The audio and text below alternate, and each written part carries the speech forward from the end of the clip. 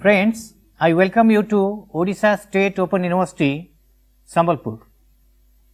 I am Dr. Sushant Kumar Maharana from School of Business and Management, and today we will be learning about an important topic, that is business environment. When we are talking about business environment, as you know, every business entity or every business organization operates within its own environment.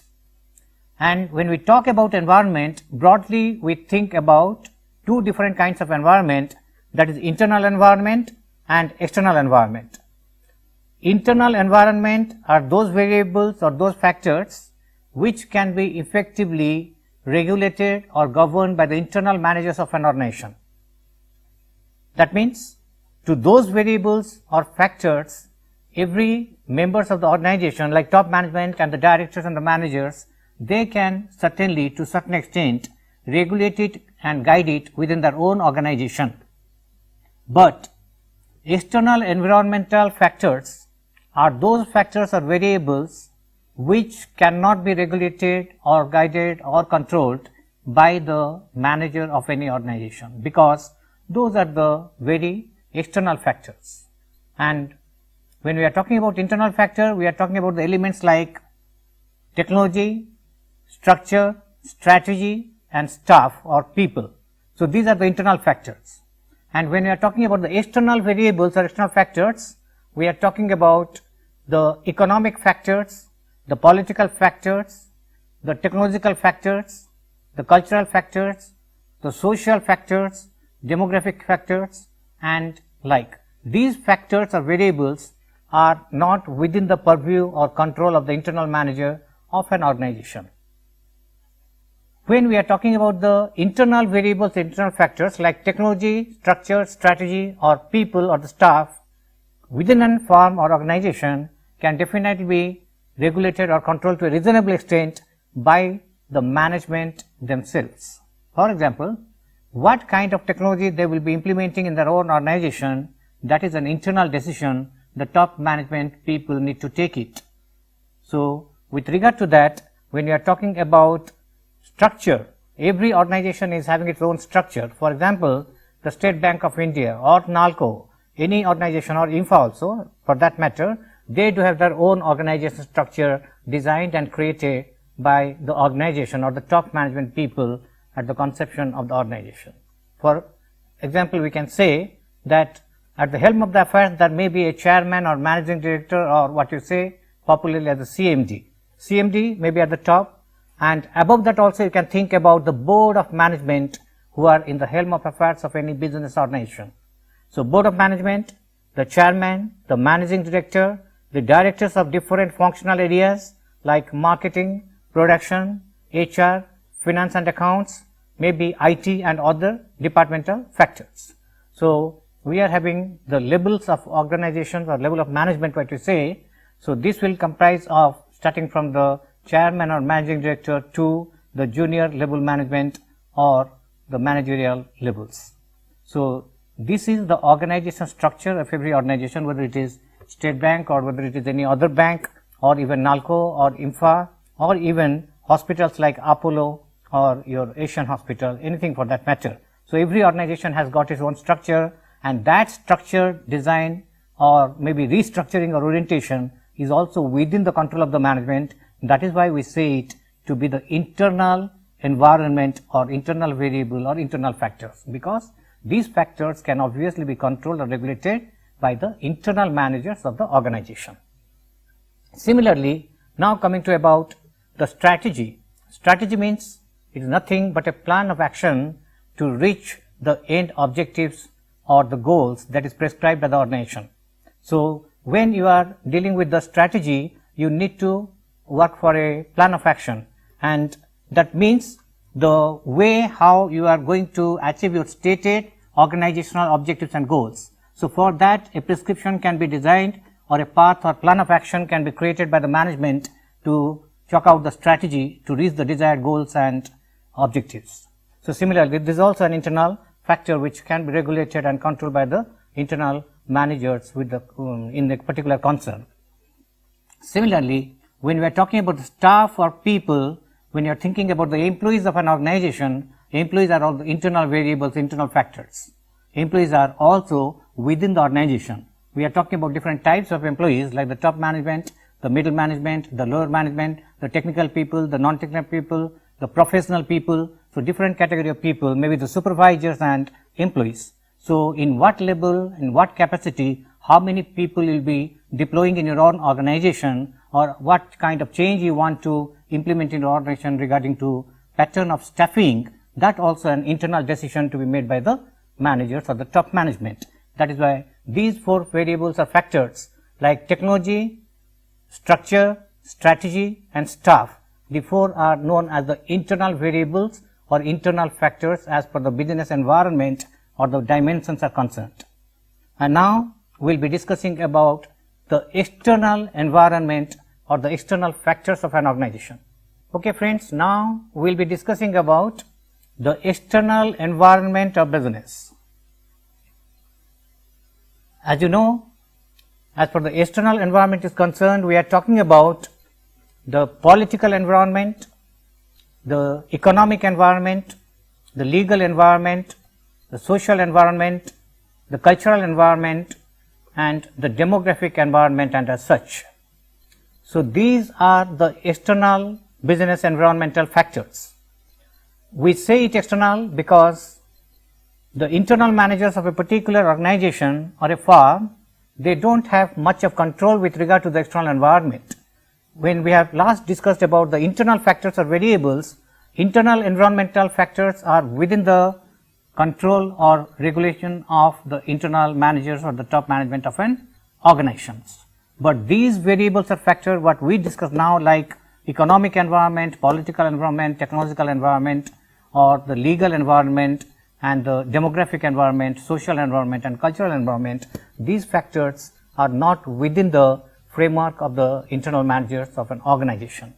For example, when we are talking about the economic environment of an organization, the economic environment from the macro perspective is changing very fast. As we all know, the Indian economy was treated as a regulated economy, a closed economy or a licensed as economy earlier. And in our own country, primarily we lacked competition during 1970s and 80s because our economy was a closed economy or a regulated economy or a licensed as economy. But after the proclamation of LPG, that liberalization, privatization and globalization, the economic policy or the economic scenario even of the government of India has drastically changed. Privatization was needed because the public sector suffered quite a lot in many areas of operation, even though they have served or provided a human service for the mankind. So, economic policy is also changing and it is not within the purview of the internal manager as such. Even the organizational policies. In automobile sector, I will give you an example. You see, we are using only the Ambassador car or Fiat car, and because no other car was available in India at that particular point of time. But when Maruti was introduced way back in 1984-85, after that time, the citizens in India, they have accepted Maruti in a spontaneous manner because of its economic dimension, that means better mileage. So, when you are comparing about the old car, they were giving you just maybe 8, 9 or 10 kilometers per liter of petrol, but Maruti started giving you the mileage about 20 to 25 liters per kilometer per liter. That is why the technological change and the economic change is putting a profound impact on mankind as such. And now coming to the political factors, the political factors are also not within the control of the managers of a particular organization, because political factors also changes very fast as per the country is concerned or the states are concerned. Because political changes put enormous quantum of effect in other sectors of the economy, and when a political party changes in a country, we don't know what kind of rules and regulations will be enacted in the parliament or in the assembly as per the state or the center is concerned. So, that is why the political factors are also important factors and important forces. Just to give you an example, when in 1977 these multinational companies like Coca-Cola, the CMC, Computer Maintenance Corporation and others were operating, the Junta government, when they came into power in 1977, they asked them to give the formula, or they cannot mint money like this from the Indian soil.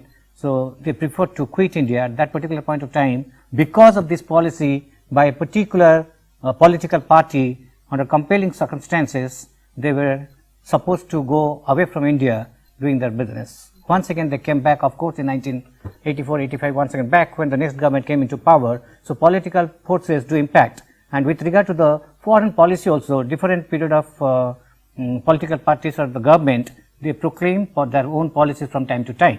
So, economic factor, political factor. Now, let us discuss about the technological factor.